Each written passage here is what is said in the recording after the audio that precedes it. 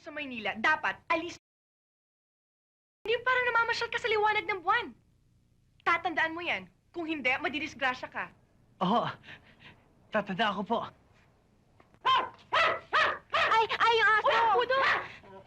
Naku, yung pudol ko! Ay, ako na ang bahala. Ducky! Ducky! Ako ba tinatawag niyo? Hindi! Yung pudol ko! Ako nga.